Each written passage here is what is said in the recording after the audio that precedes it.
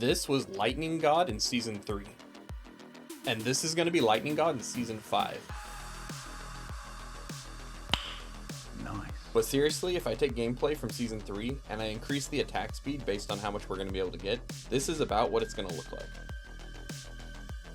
And thanks to the Mjolnir ring, we have unlimited spirit, so we can spam like crazy. Not to mention they buffed Earth and Bulwark, so survivability is not going to be an issue. I'm putting out a build every day leading up to the Season 5 start, so make sure you subscribe to the channel for all your Druid builds. Now let's dive into the specifics of what makes Lightning Storm strong this season. For the pros and cons, we've got unlimited spirit, insane AoE, crazy DPS, great survivability, and it's super fast. And for the weaknesses, you need to hit a certain cooldown reduction breakpoint in order to keep your Cataclysm up all the time. But it's not the end of the world, because all you need to do is not use the Mjolnir ring, and you'll lose 100% damage, as well as the unlimited spirit. But then you're basically just playing normal Lightning Storm. And with the way I've set up this build, it shouldn't be too hard to hit that breakpoint. In fact, if you optimize it enough, you could probably use different Paragon boards, which I'll probably make as a variation for this build, for people who are very advanced. For the basic core of how this build works, we're using Tempest Roar to turn our Storm skills into Werewolf skills. That's going to open up a lot of different options for getting Shapeshifting and Werewolf bonuses. One of those bonuses is Mad Wolf's Glee.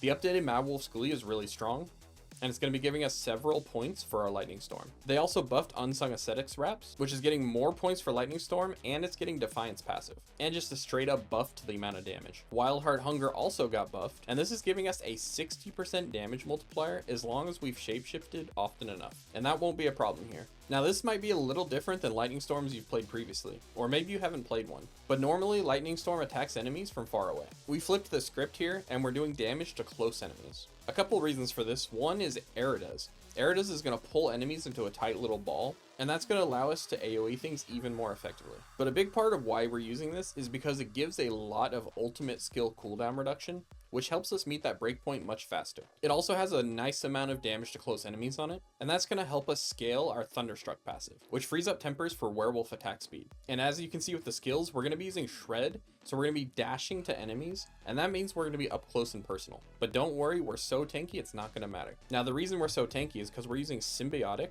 along with Nature's Fury and Bulwark. That means we can cast Bulwark all the time. And if you hadn't guessed already, that means we're going to be spam casting our Lightning Storm instead of holding the button down. I'm going to have to get hands on with this to see what it's like with the increased attack speed, but I might be binding this onto my scroll wheel. So let me really quickly go through the skills for you.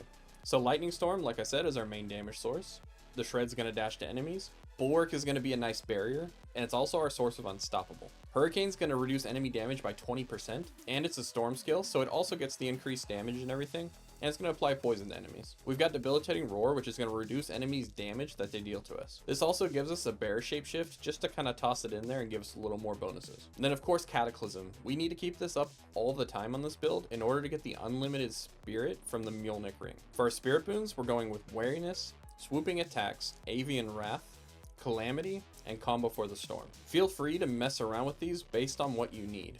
If you don't need the attack speed, you can always go for the Critical Strike chance, or if you need more survivability, you can always go for the maximum life. For our uniques and aspects, we're going with Tempest Roar, Mad Wolf's Glee, Unsung Ascetics Wraps, Symbiotic Aspect, Wildheart Hunger, Aspect of Retaliation, Unsatiated, Erida's, Mjolnir Ring, and Conceited Aspect. Mjolnir Ring's not showing up yet. I think Mobalytics is going to be updated soon. For our gems, we're going with Sapphire, Ruby, and on our accessories, we're going to go with 3 different ones to cover the holes in our gear. Both our Wildheart Hunger and our Tempest Roar have their own individual resist stat on them, so we just need to do the other 3. If I remember correctly, it's Cold and Lightning Resist. So it's going to be the Amethyst, the Ruby, and the Emerald. Don't forget there's a Mobalytics link underneath the video so you can get to this guide yourself, and feel free to take a look in more detail. But if you're on Mobalytics, you want to click on this gear tab right here, and that's going to show you the detailed breakdown of all the stats. Now anywhere we have uniques, which is quite a few, we're not going to have any stats. But for the ones we do have, we're doing Willpower, Maximum Life, Armor, and Total Armor on our pants. That should give you all the armor you need to cap. For a weapon, we're doing Willpower, Maximum Life, Vulnerable Damage, Werewolf Attack Speed, and we're going to be maxing this one out with our Masterworking as much as possible, and Lightning Storm Duration. For our offhand, we're going with Cooldown Reduction, and we're going to try and max this out as much as possible to help with that ultimate cooldown. Then we've got Critical Strike Chance, Maximum Life, more Werewolf Attack Speed, and Lightning Storm Duration. Finally, for our Amulet, we're going to try and go for Cooldown Reduction, Envenom, Attack Speed, and Werewolf attack speed. Now the second temper isn't listed here, but it's going to be Cataclysm cooldown reduction. And amulets are kind of hard to acquire, so if you can't get one with cooldown reduction, don't worry about it too much, but if you can get it, it's quite good. For a skill tree, we're going to put 2 points into Earth Spike just so that we can move to the next category. We're going to max out Wild Impulses, Lightning Storm, and we're going to get Raging Lightning Storm. We're going to put 1 point into Shred, going to Primal Shred. We're going to max out Predatory Instinct. Then we're going to move down. We're going to put 1 point in Bulwark, going up to Preserving Earth and Bulwark. We're going to max out Vigilance, put 1 point in Debilitating Roar. Then we're going to move down and we're going to max out Endless Tempest. We're going to put 1 point into Hurricane, going to Savage Hurricane. We're going to max out in Venom, and we're going to get 1 point in Toxic Claws. For our ultimate, we're going to get all 3 points in Cataclysm. We're going to max out Defiance, Circle of Life, and Resonance. We're also going to max out Quick Shift and Defensive Posture. Finally, for our Keystone passive, we're going to go with Nature's Fury. For our Paragon boards, we're going to start with Keeper on our starter board. We're going to move up and we're going to attach Inner Beast.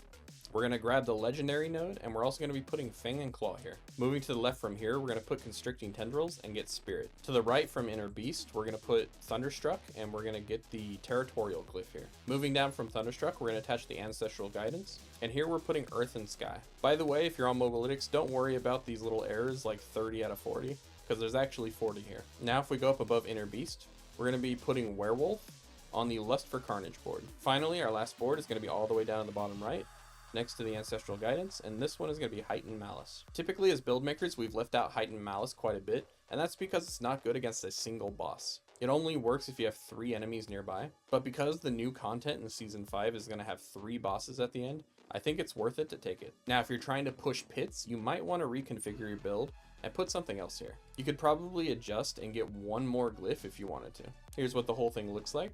I can't wait to get max attack speed on Lightning Storm and see how crazy it is. I'm expecting it to be a lot of fun, and I think it's actually going to be more powerful than people think it will be. Right now, everyone's head is turned towards Landslide, and Landslide is going to be good this season. Speaking of which, what build do you guys want me to put out next? I have several that are already lined up to be put out, but it takes some time to do double checks, record, and edit a video. So if you let me know in the comments below what you're most interested in, I'm more likely to put that out. Hit that like button and subscribe if you haven't already, and I'll see you guys in my next video.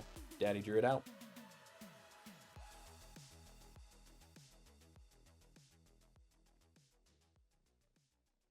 Zap.